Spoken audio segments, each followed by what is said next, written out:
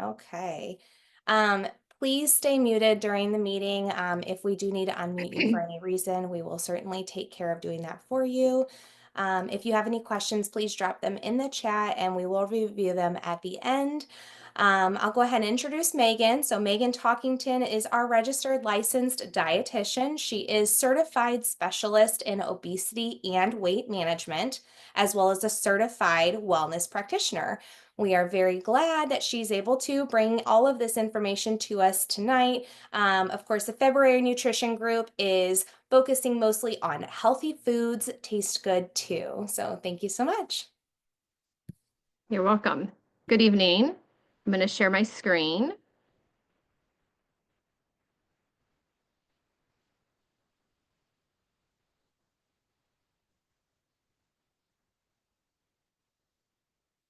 Okay, can everybody see that okay? Yep, I see it good. Okay, all right, so healthy foods taste good too. Very common misperception I get that when I'm talking about including foods into the diet that are good for you, fruits, vegetables, whole grains, I get a lot of grimaces on like, that doesn't taste good. It can, it's probably because you had it before in a way where it wasn't prepared very well, but if it was prepared differently, you probably would enjoy it.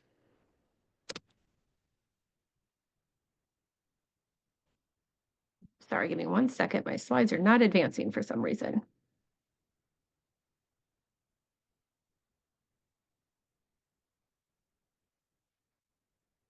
Okay. So this is me. And in promoting Premier U with locations in Swansea, Marion, and St. Louis. The objectives for today's support group are we're going to discover ways to prepare fruit, vegetables, and whole grains that have flavor. We're going to understand alternative ways to eat produce, and we're going to learn how to be creative with food preparation. Let's start with fruit. There are plenty of creative ways to enhance this natural sweetness and flavor of fruit. These can include grilled and roasted fruit, such as a grilled pineapple, brushing it with a bit of honey or agave nectar, sprinkle with cinnamon or cayenne for kick before grilling. When we're looking at the difference between agave and honey, agave nectar is going to be lower in the glycemic index, so it's technically a little bit lower in sugar. And then cinnamon and cayenne are both spices that are anti-inflammatory, so great combo there. And then roasted peaches or pears, you can drizzle with pure maple syrup and then bake with a dash of vanilla. Now, vanilla is typically meaning a pure vanilla extract. And then pure maple syrup is also important because it's really coming directly tapped from the tree with no additives. Caramelized bananas, saute in extra virgin olive oil, or you could use avocado oil, just a dash of brown sugar and a splash of rum for a quick topping, or cranberry reduction. Sauteing fresh cranberries in a saucepan with balsamic vinegar to use as a topping on other dishes, primarily Brussels sprouts. That's actually a very common dish I make over the holidays, and most people really enjoy that. Spiced and infused fruit. Chili lime mango. Toss sliced mango with lime juice and a pinch of chili powder. You also see this typically more Mexican restaurants, but the chili powder they used is mixed with salt. So try to not have all the sodium in there, but the chili powder is great, also an anti-inflammatory spice. Cinnamon baked apples, so coring apples, filling with nuts and honey, and then baking them. You could also turn them into applesauce very easily that way. And then vanilla soaked strawberries. So let strawberries sit in a mixture of vanilla extract and a little bit of sugar. You could also use something like stevia or monk fruit extract in this spot if you wanted to reduce the sugar content. Savory and herbed fruit. Watermelon with feta and mint. This is a refreshing contrast of sweet and salty. A peach caprese salad, layering peaches with mozzarella, basil, and balsamic glaze. And then grapes with goat cheese and pistachios, rolling grapes in the soft cheese and then crusted nuts for a bite-sized treat.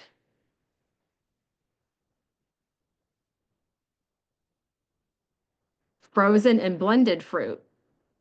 Frozen chocolate dipped bananas. So rolling nuts or coconut before freezing over the banana. You could do homemade fruit sorbet by blending frozen berries with a splash of citrus juice. And then fruit and herb ice cubes. So freezing berries, mint, basil, and ice cubes for fancy drinks. This is a good one over the holidays, or if you want to add any color to a drink as well.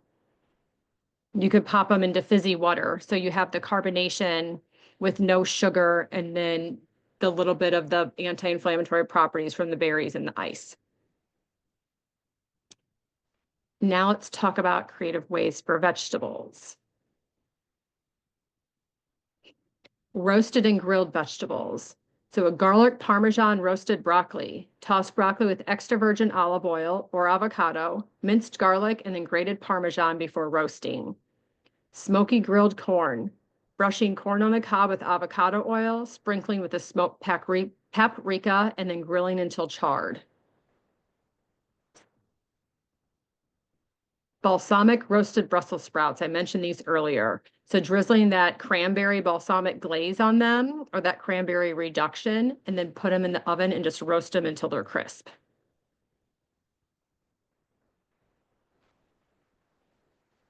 Spiced and infused vegetables.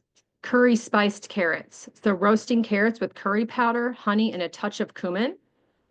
Or chili lime sweet potatoes. So tossing with lime juice, chili powder, and a bit of maple syrup. Or za'atar roasted cauliflower. So season the cauliflower with za'atar spice and roast until golden.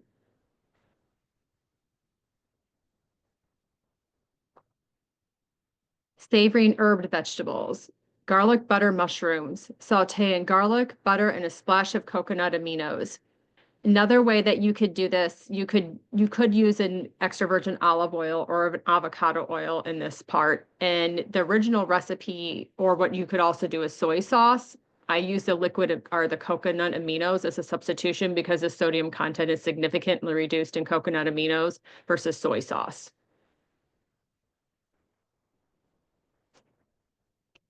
Dill and lemon cucumber salad. Tossing cucumbers with fresh dill, lemon juice, and a little extra virgin olive oil. Or an herb roasted zucchini and squash. Roast with thyme, rosemary, and Parmesan.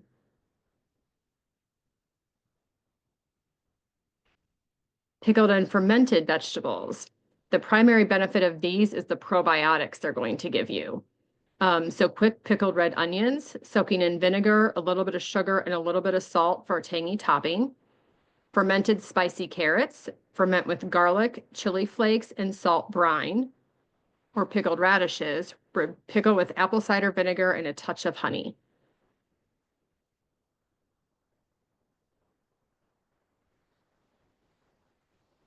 Creamy vegetables. So a cheesy baked cauliflower, baking with a rich cheese sauce and a crispy breadcrumb topping. Garlic mashed sweet potatoes, mash a roasted garlic and with a little heavy cream. You could also use technically like 2% or whole milk here or plant-based milk if you wanted to. And then spinach and artichoke stuffed peppers. So filling bell peppers with a creamy spinach artichoke mixture and then baking.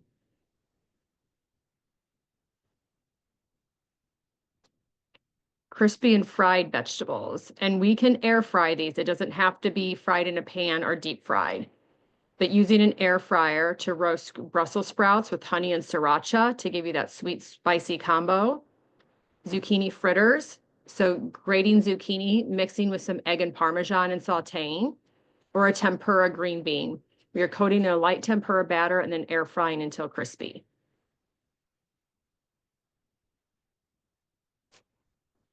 And now flavorful ways to prepare whole grains. A garlic butter quinoa. Quinoa is a great grain because it has fiber and protein to it. It's more of a spiralized grain, so it's also going to have more texture than something rice would, especially after it's cooked. It keeps more of that texture to it. Probably more similar to a steel cut oat if you've never had quinoa. But sauteing it with garlic and light butter before cooking in vegetable broth for extra depth. You could even skip the butter if you wanted to, or go back to a little bit of the extra virgin or avocado oil. a mushroom and herb farro. So cooking farro with sauteed mushrooms, rosemary, and a splash of balsamic vinegar.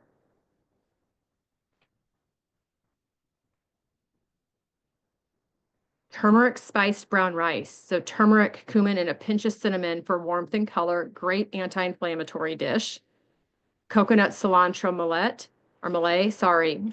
Cooking it with coconut milk and finish with fresh cilantro and lime juice.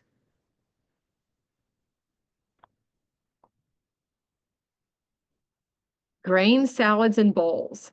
A Mediterranean barley salad. Tossing barley with cherry tomatoes, cucumbers, feta, and a lemon oregano dressing. Wild rice and cranberry pilaf. Mixing wild rice with dried cranberries, roasted pecans, and a maple vinaigrette. You can make these dressings at home too. So typically if you want to make a homemade dressing, I recommend a 1-part oil to a 2 parts vinegar. And you can really play around with those oils and the vinegars. There's a lot of infused oils and vinegars that you can purchase now at specialty markets. But with like a lemon oregano dressing, you could do like a teaspoon of, depending on how much you are making, but let's just say it's a teaspoon of extra virgin olive oil to 2 tablespoons of white wine vinegar, and just sprinkle some fresh oregano in there and a little bit of lemon juice. Or you could even cut up a fresh lemon and soak that in there, or squeeze it and then soak it. So it has a little bit of the rind in there to pull some more flavor. And then the maple vinaigrette, you would do the same thing and just put a splash of pure maple syrup in there. And a serving size of pure maple syrup is about 1 tablespoon. A farro caprese bowl, so combining farro with fresh mozzarella, basil, and balsamic glaze. Or a spicy Mexican quinoa bowl, so mixing quinoa with black beans, avocado salsa, and lime juice. Sweet and spiced whole grains, cinnamon apple oatmeal. So cooking the oats with diced apples, cinnamon, and a touch of maple syrup. You may not even need the maple syrup here because the apples are likely going to sweeten it up enough that it's going to give you some sweetness to the oatmeal. You could use either a steel cut oat for a little bit more fiber, or an old-fashioned oat. A chai spice brown rice pudding, so simmering the brown rice in milk with cardamom, cinnamon, and honey.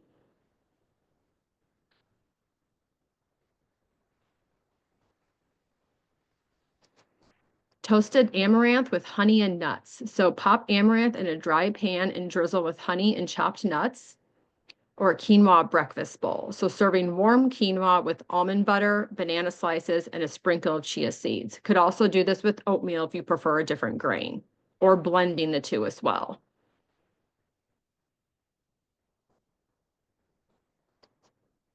Crispy and toasted whole grains. So crunchy farro and roasted veggies. So roasting cooked farro for crispy texture and then mixing with roasted vegetables. A toasted barley risotto. Toast barley with extra virgin olive oil before slowly cooking it like risotto for nutty flavor. Or puffed quinoa granola. So baking puffed quinoa with nuts, coconut flakes, and a honey drizzle.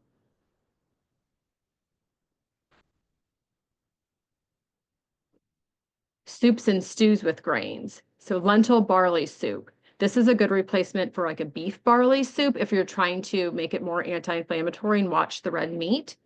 Lentils are a great source of fiber and plant-based protein. So this would be a rich, hearty soup with vegetables and warming spices. You could do wild rice and mushroom stew. With earthy mushroom pairs well with that nutty flavor of the wild rice. Or a quinoa chili. So adding cooked quinoa to a vegetarian chili for extra protein and texture. You could really just stick to a standard chili recipe here and omit the ground beef, increase the beans, and throw in the quinoa.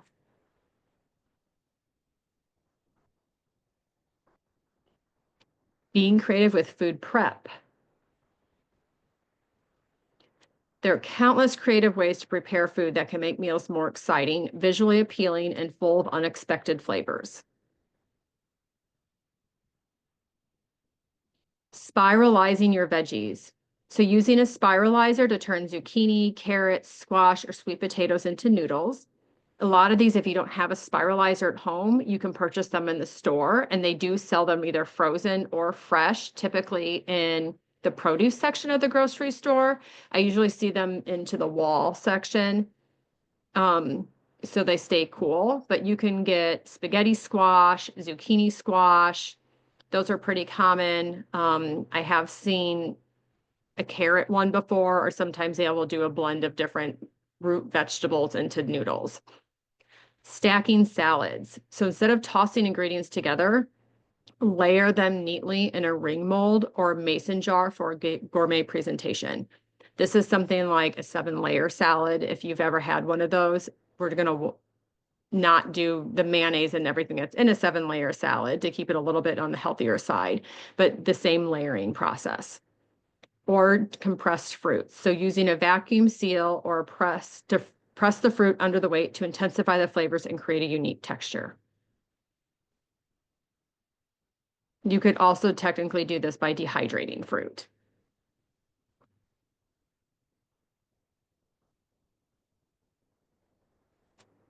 Unconventional cooking methods. Sous vide everything, not just for steak. Try sous vide eggs, vegetables, or even desserts like custards. Is salt-crusted cooking, encasing fish, chicken, or potatoes in a salt crust for a dramatic flavor-infused reveal, or cooking on Himalayan salt blocks. This imparts a subtle saltiness and a beautiful presentation. And I know typically I talk about not adding a lot of salt to our food and making sure that the salt is lower, but these are things to keep in moderation. So if you wanted this dish one night, you just make sure everything else you're eating for the rest of the day is low in sodium so you find that balance.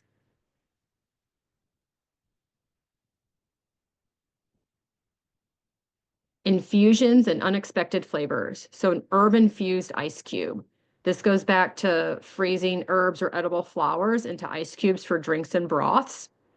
Smoke infusions, using a smoke gun to infuse meats, cheeses, or even cocktails with smoky flavors.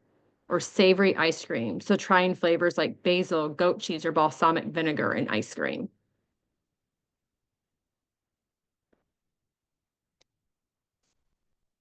Reinventing basic dishes. So savory waffles, using mashed potatoes or cornbread batter instead of traditional waffle mix. Similar to even a potato pancake, you're just turning it into a waffle. But switching that up a little bit is going to give you a little bit of a different flavor and texture. Deconstructed dishes, presenting ingredients separately, allowing people to mix flavors as they like. Deconstructing sushi bowls. So instead of having a roll, it's all separated out, and basically each part of whatever would be wrapped up into that roll is consumed separately. Upside down cooking. Cook quiche, cake, or tart components in reverse order for a unique final look. This is a good one for pineapple upside down cake.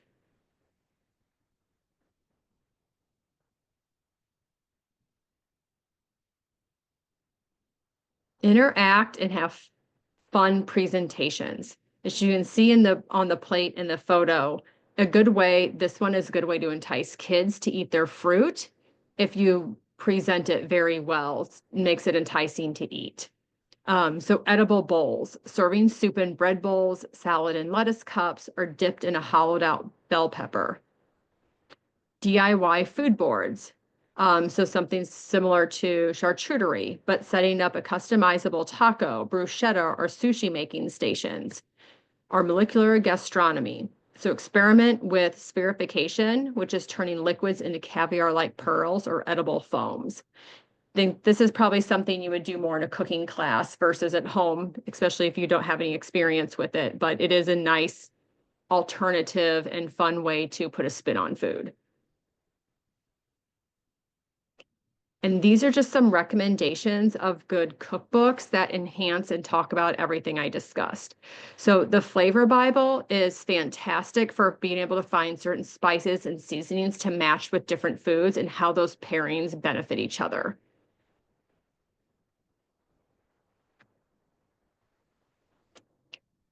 This is a great Mediterranean or anti-inflammatory cookbook, the Smart Mediterranean Diet Cookbook. This is also written by a local author. So Serena Ball is actually from Hamel, Illinois. But this cookbook is good because at the beginning of it, it explains why the foods in it are anti-inflammatory, what their benefits are, and gives you a little bit of meal planning tips.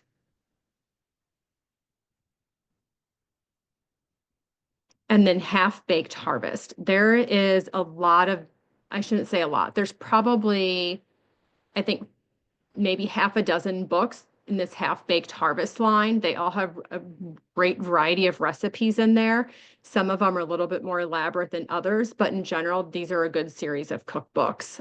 I like this super simple one just because it exactly what it's doing. It's just keeping things simple and to the point and more minimal ingredients. All right, have a good night. Any questions?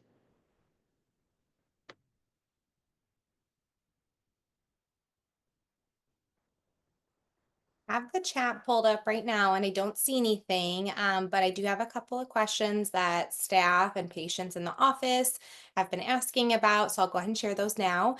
So often we hear patients avoid fruits and vegetables because they're trying to avoid high sugar content. So how can patients, in your opinion, increase fiber without increasing that sugar or that carbohydrate?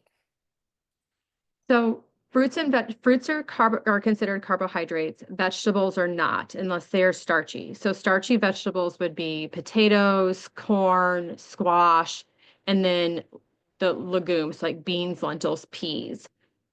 They are natural sugar. It's not refined, it's not added in. So if you're eating fresh fruit and fresh vegetables, that is the vegetables for the most part, unless if they're non-starchy, have very minimal carb content to them. But fruit is all natural sugar. The fiber and the antioxidants and the vitamins and the minerals we get from them are much more beneficial than not eating them. So in general, yes, you can watch the amount of sugar that's in there, and fruit varies with the sugar content that it holds. So I mentioned earlier about the glycemic index. This is a way to kind of measure the amount of sugar that's in certain foods, primarily fruit is a big one. So fruits that are lower on the glycemic index would be berries, melons, and apples. And then fruits that are higher on the glycemic index are bananas, oranges, and grapes. So if you want to focus on the sugar of fresh fruit, try to get in more berries, which have more antioxidants to them anyways. Melons, which have a lot of water content to them, as well as apples, which have a lot of water content to them. Where oranges and grapes are pretty sweet, and bananas are very dense and concentrated. So that's why the sugar content is a little bit higher between the fruits. And then with the vegetables, as long as you're doing non-starchy, very minimal carbohydrate content, very minimal sugar, I would not be concerned about eating non-starchy vegetables if you're trying to watch sugar. Awesome. Okay. Well, thank you for sharing that. I appreciate it. I had one more question that was brought up. I know that mocktails are all the rave right now. Patients are trying to avoid alcohol. Of course, that can wreak havoc on our weight loss programs and everything. But we also encounter lots of issues with patients remaining hydrated. So, in order to make this nice and fun, oftentimes you'll see these mocktails are high in sugar because they're trying to make them fun, avoiding alcohol. But is there any tips that you would give patients who are looking to remain hydrated, avoid alcohol, but make their drinks fun during their weight loss journey? So there is actually a product out there called RSVP Skinnies. Um, It is a powder. They make like a mocktail. So you buy the packet and you take it with you if you're going to go out and meet your friends, and you just order water and you empty the packet into the water. But it is using stevia for the sweetener versus sugar or chemically derived artificial sweetener. So it's a little bit of a better product. So that could be one option. The other thing is doing infused waters. And you can do this with sparkling water, you can do with plain water, but you can either put fruits, vegetables, herbs directly into your water, or they sell either pitchers or water bottles with a diffuser core. So it's a slatted core that sits in the middle of the bottle or the pitcher, and you fill it with whatever you want to. So you can do lemons, limes, oranges, you can do cucumbers and mint, you can do lemongrass, you can do ginger. You can really play around with what herbs and spices you want to put in there. It naturally infuses and flavors your water. It doesn't add anything, but you get the flavor and now have a fancier water to drink. Awesome. Okay, perfect. Thanks for that recommendation too. I don't see anything else on the chat right now. So I do believe that concludes our meeting for tonight. So thank you to all who attended. I hope you have the opportunity to tell a friend and share this wonderful information with them moving forward. All right. Thanks so much for joining us tonight, Megan. We appreciate it. Thank you. Have a good night. Bye.